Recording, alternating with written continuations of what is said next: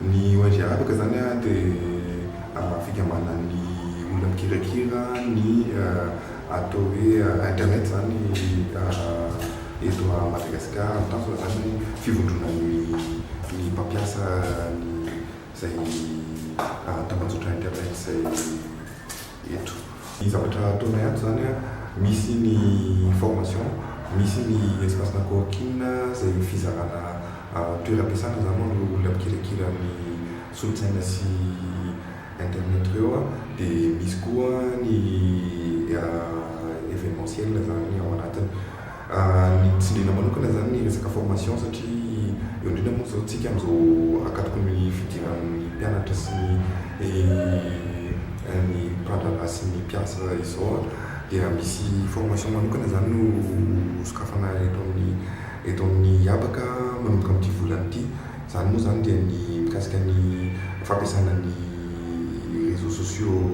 rehetrarehetra sy ny fomba mba ahafahana mametraka ny mpiasa na olon-tsotra zany amina toerana matianina amin'ny fampiasana sy fikirakirana ny solosaina sy ny internet. Ny tanjona moa zany dia ny fanapaharihana ny traikefa zay fizaran'ny tsirairay traikefa zany amin'ny manodidina hoe mba tsy ho taraiky zany ny malagasy amin'ny zay fampiasana ny solosaina zay fa tena mba manana hoe traikefa manokana zany boriboribona ny asa rehetra zay atao sy ahafahana mampiseho ny fahaiza-manao rehetra misy eto an-toerana. Formation nazavaiko teo mahasahana indrindra ho an'ny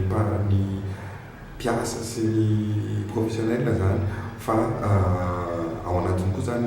ny hevitra ny abaka zany hoe anaparitaka zany amin'ny tanora sy ny ankizy indrindra fa reo farany madinika zany atoato mba hanana zareo ohatry hoe mba